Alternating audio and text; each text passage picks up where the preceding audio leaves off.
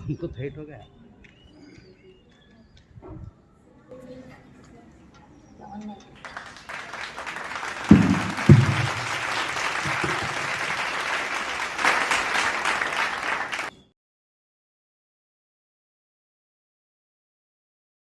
I request our respected chief guest to address the gathering. मौजूद हजरात, शम्स नसरी school के principal और देश में बैठे हुए तमाम हजरात और टीचर्स, स्टूडेंट, मीडिया पर्सन, मुझे आज बहुत खुशी हो रही है। आज हम लोगों ने गणराज्योत्सव, रिपब्लिक डे, यौम जमहूरियत का झंडा लहराया है। मैं आप तमाम साथियों को, तमाम हिंदुस्तान के बासिंदों को मैं धन्यवाद देता हूं, मुबारकबाद देता हूं। इस खुशी की महफिल में हम लोग यहाँ पे हाजिर हैं। हिंदुस्तान आज़ाद होके 15 अगस्त 1947 में हिंदुस्तान आज़ाद हुआ और आज़ादी में हमारे लोग सब मिलके बहुत मुश्किल से आज़ादी हुई। अल्हम्दुलिल्लाह आज़ादी होने के बाद हिंदुस्तान का एक संविधान बना, दस्तूर बना। उस दस्तूर के लिए एक कमेटी बनाई गई जिसमें पूरे मजहब के लोग थे। उसमें बाबा साहेब अम्बेडकर, उनकी कन्वीनरशिप में, उनकी चेयरमैनशिप में एक कमेटी बनाई गई। उस दस्तूर बनाने के लिए लगभग 2 साल 18 महीने, 2 साल 11 महीने 18 दिन लगे। ऐसा मामूली दस्तूर नहीं बना और ये दस्तूर पूरे हिंदुस्तान का नहीं, पूरे वर्ल्ड में नंबर 1 दस्तूर रहा। अल्हम्दुलिल्लाह ये दस्तूर करने के टाइम पे पूरे मजहब का, पूरे समाज का, पूरे जाति धर्म का सबका ख्याल रखा है कि सबकी आज़ादी है। इसमें कोई प्रॉब्लम नहीं था। मगर दस्तूर होने के बाद जो हमारी कार्रवाई चालू हुई, आजकल के जो हालात हैं, थोड़े लोग दस्तूर की भी धज्जियां उड़ाने लगे। ये बहुत अफसोस की बात है। तो फिर हमको उसमें कुछ टेंशन लेने की जरूरत नहीं है, मगर होता है दुनिया में हर जगह में। मगर हमको सब्र से काम लेना चाहिए, हिम्मत से काम लेना चाहिए। जो चीज हो रही है हिंदुस्तान में, बहुत धज्जियां उड़ा रहे हैं दस्तूर की, संविधान की धज्जियां उड़ा रहे हैं, मगर हमको हिम्मत नहीं हारना चाहिए। इंशाल्लाह हम सब मिलके भारत के लिए, हमारे इंडिया के लिए हम लोग इंशाल्लाह लड़ेंगे और आइंदा भी लड़ते रहेंगे। बहरहाल आज हमारा बहुत सारे मुल्क, हम लोग बहुत आगे पहुंच गए। हिंदुस्तान आज का ये हिंदुस्तान नहीं रहा। लगभग एक चंद ही वर्षों के अंदर हम वर्ल्ड में नंबर 1 पोजीशन में पहुंच जाएंगे इंशाल्लाह, ये हमें उम्मीद है। और ये हमारा दस्तूर भी ऐसा दस्तूर बनाया है हिंदुस्तान में, कोई सोच भी नहीं सकता। बहरहाल ये आज हम शम्स नसरी में आज हमको यहाँ पे गेस्ट बना के बुलाए हैं। मैं हमारे इनके मैनेजमेंट का भी शुक्रिया अदा करता हूँ और बहुत खुशी हुई यहाँ पे बच्चों की तकरीर सुने और मैनेजमेंट का भी हमने बात सुनी। हमारे मेरा साहब गया दूसरे फंक्शन के लिए। बहरहाल आज हम लोग मिलजुल के हिंदुस्तान की जो जमहूरियत का आज लहराया झंडा, और आप लोगों ने यहाँ पे मुझे बुलाया और कुछ कहने का मौका भी दिया।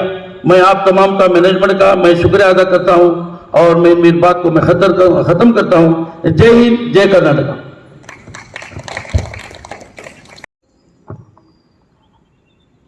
मोहतरम जनाब इनायतुल्लाह साहब और स्टेज पर तशरीफ़ फरमा हमारे दूसरे जिम्मेदारान, dear teachers and my dear students, आज हमने इस ठंडी ठंडी सुहानी सुबह के वक्त हमारा तिरंगा हमने लहराया। आज हमारा 73rd रिपब्लिक डे है, यानी हमारे मुल्क हिंदुस्तान को, हमारे डेमोक्रेटिक इंडिया को रिपब्लिक डे का खूबसूरत लिबास पहने 73वां साल चल रहा है, 72 साल पूरे हो गए हैं। हमारा एक दस्तूर है, इंडियन कॉन्स्टिट्यूशन, जो हमारे भारत को गवर्न करता है। कुछ सालों से हमारे हुक्मरान दस्तूर को नज़रअंदाज कर रहे हैं। आपने अपने स्कूल सिलेबस में पढ़ा होगा और ये मशहूर है, बहुत ही मशहूर है कि गवर्नमेंट ऑफ द पीपल,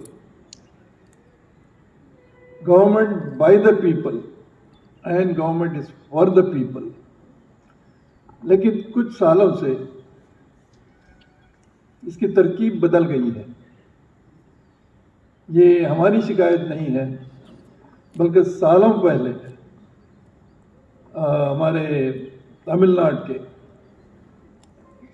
जो बहुत बड़े सोशलिस्ट आदमी गुजर चुके हैं, तो उन्होंने एक बार डेमोक्रेसी को इस तरह डिस्क्राइब किया कि इंडिया में जो डेमोक्रेसी चल रही है वो है government is of the people, OWF of the people. Government is by the people के बजाय government is by the people, BUY, और government is for the people के बजाय government is for the people, FAR। ये आजकल की democracy को describe किया जा रहा है।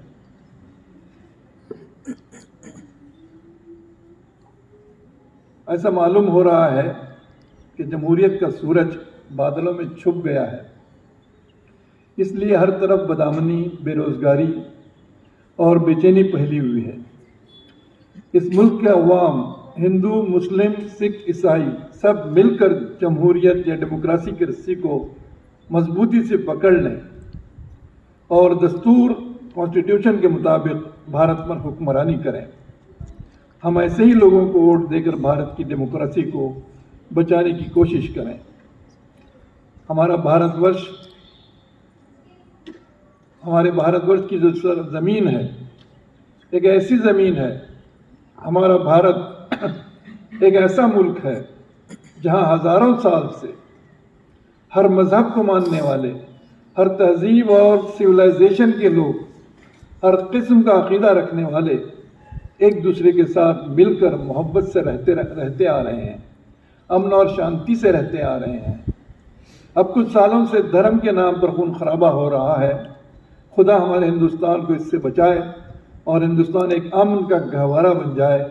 इसलिए हम सब भारतवासियों को मिलकर मोहब्बत से एक दूसरे के धर्म का एहतराम करते हुए इस तकलीफ से गुजरना है। अल्लाह हमारी मदद करेगा। इस देश की तरक्की के लिए और भाईचारगी के लिए हम अल्लाह से दुआ भी करते रहें। हम कोशिश करें कि भारत तरक्की करे। भारत तरक्की करेगा तो हम तरक्की करेंगे। खुदा न करे भारत की हालत ख़राब हो गई तो हम सब नुकसान में रहेंगे। मैं इस मौके पर मुख्तसर से अपनी इन बातों को ख़त्म करते हुए इकबाल के वो दो अशार पढ़कर मैं अपनी बात को ख़त्म करूँगा। सारे जहाँ से अच्छा हिंदोस्ता हमारा, हम बुलबुले हैं उसकी ये गुलसिता हमारा। मज़हब नहीं सिखाता आपस में बैर रखना, हिंदी हैं हम वतन है हिंदोस्ता हमारा। मैं मुख्तसर से कलमात के साथ मैं अपनी बात को ख़त्म करता हूँ और आगे प्रोग्राम आपका इंशाअल्लाह चलता रहेगा। अस्सलामु अलैकुम व रहमतुल्लाहि व बरकातुहू। And students, Assalamu alaikum wa rahmatullahi wa barakatuhu. I'd like to thank the Almighty for giving us this wonderful opportunity in order to celebrate our Republic Day in a peaceful way all together. That's so important. There are many parts of this world still they are surviving. They are just trying hard in order to survive on each and every day. Many states like Palestine and many other